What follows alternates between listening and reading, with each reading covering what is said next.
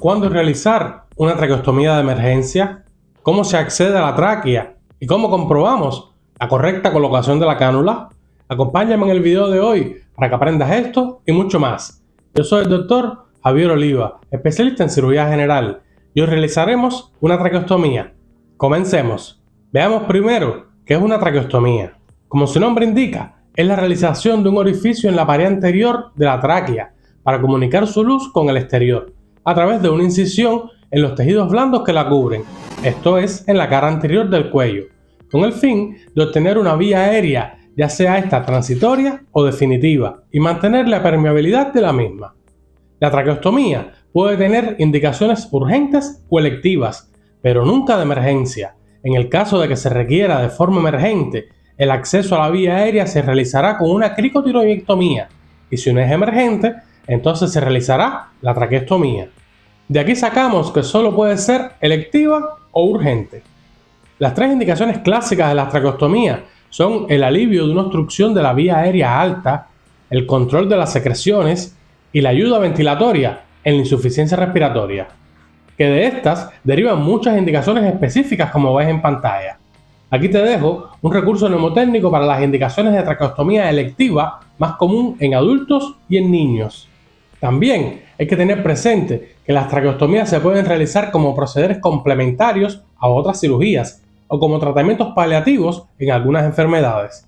Cuando se presenta una urgencia que requiere una traqueostomía, podemos dividir las indicaciones en los adultos, donde hay traumas y obstrucciones de la vía aérea como causas más frecuentes.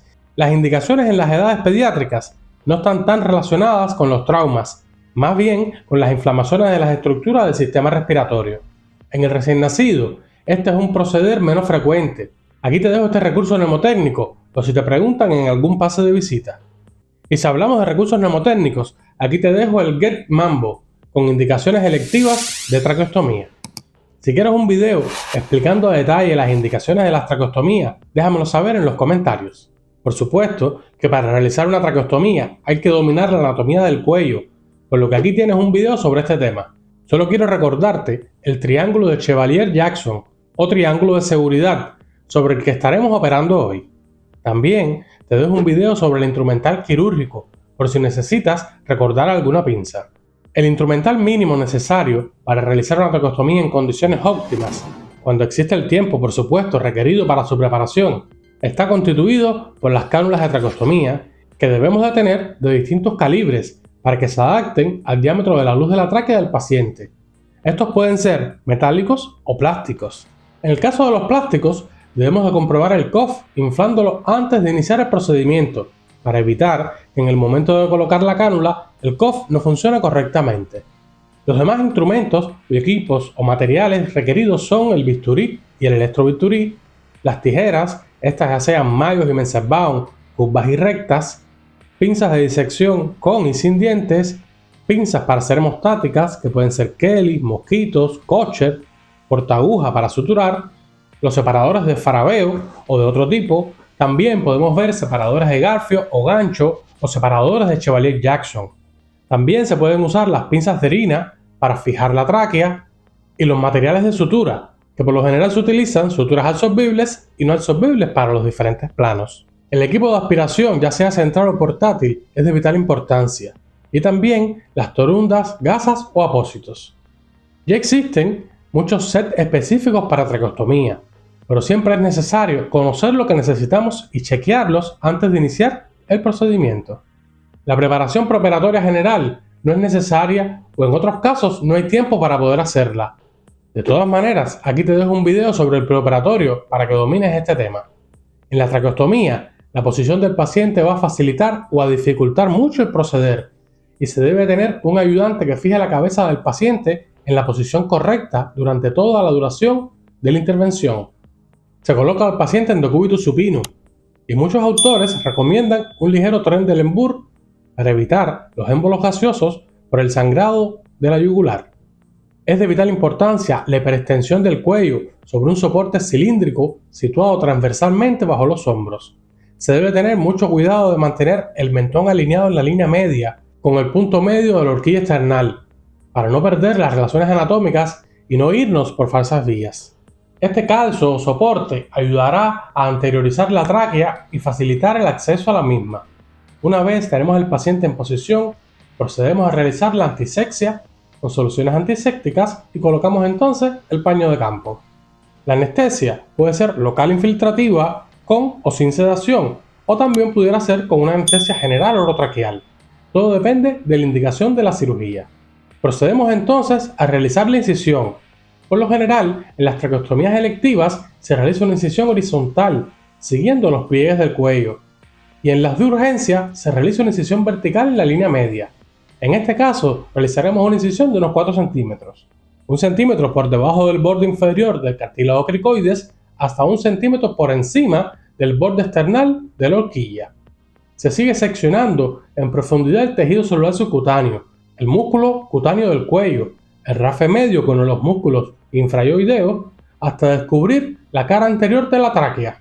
Esta disección se realiza por un espacio areolar de la línea media y se progresa con disección Roma, verificando en todo momento la posición de la tráquea. Si se interpusiera el istmo de la glándula tiroides, se debe separar hacia la parte superior de la incisión, y si este fuera muy voluminoso, tendríamos entonces que seccionarlo entre ligaduras para poder realizar el proceder.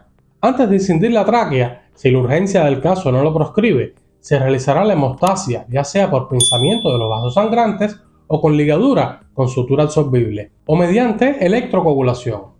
Previamente a la sección de la tráquea, se fija y se eleva la misma. Esto se puede hacer tomándola con un gancho, con una pincerina en el primer anillo, con los dedos índices y medio de la mano izquierda del operador o con una sutura quirúrgica. La incisión de la tráquea debe realizarse por debajo del segundo anillo traqueal, pues se ha observado que cuando la cánula queda próxima o lesiona el cartílago cricoide, da lugar a condritis y formación de granulomas con la subsiguiente retracción cicatrizal y estenosis traqueal. Esta incisión debe ser de una dimensión suficiente para permitir fácilmente el paso de la cánula, comprendiendo generalmente 2 cartílagos. Esta incisión puede ser de varias formas, como ves en pantalla. Al incidir la tráquea, debe tenerse mucho cuidado de no profundizar el recorrido de la hoja del bisturí para evitar la sección de la porción membranosa de este órgano y de la cara anterior del esófago, produciendo así una fístula tráqueo-esofágica, y esta es extraordinariamente grave. La introducción de la cánula se realiza posterior a la selección del calibre de la misma, y que esto ocupe holgadamente la luz de la tráquea sin obstruirla, y que tenga una curvatura suave para que no se apoye ni en la cara anterior ni en la cara posterior de la misma, lo que podría producir lesiones de la mucosa. La cánula debe ser introducida cuidadosamente para evitar lesiones o perforaciones de la tráquea. Durante esta maniobra debe estar dispuesto el aspirador, porque la irritación de la tráquea ocasiona una tos intensa al paciente por un mecanismo reflejo, y esto generalmente inunda de sangre y secreciones el campo operatorio. Por esta misma razón, es importante que el cirujano mantenga firme la cánula para evitar que los esfuerzos de tos del paciente expulsen violentamente la misma. Posterior a esto, procedemos a colocar la cinta de hiladillo, que la fijará alrededor del cuello del paciente. En algunos casos, se suturan las orejas de la cánula a la piel como medida extra de fijación. Una vez colocada y fijada la cánula, se inicia entonces con el cierre de la herida quirúrgica. Los planos superficiales se suturan con material no absorbible fino, por encima y por debajo de la cánula, sin cerrarla demasiado a su alrededor, para facilitar el drenaje y evitar la presentación de un enfisema subcutáneo del cuello.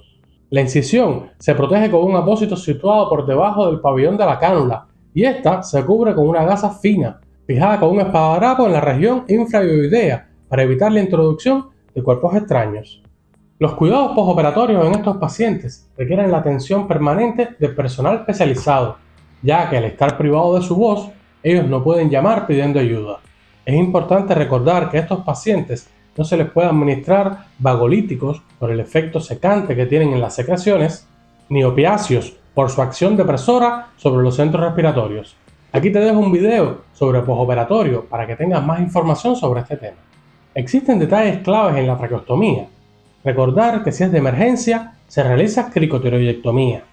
Primero, la posición del paciente, la hiperextensión del cuello y el calzo entre los hombros. Esto facilitará mucho encontrar la tráquea. Segundo, verificar constantemente que no nos estamos desviando en la disección, tocando siempre los cartílagos traqueales. No creas que es difícil perderse en el cuello. Y por último, hay que fijar la tráquea antes de colocar la cánula. Si no fijas la tráquea y fallas en colocar la cánula, puedes tener serias complicaciones. Recuerda que esto es Medical Trainer y yo soy el Dr. Javier Oliva. Suscríbete para más contenido. Ayúdame a crecer. Hasta la próxima.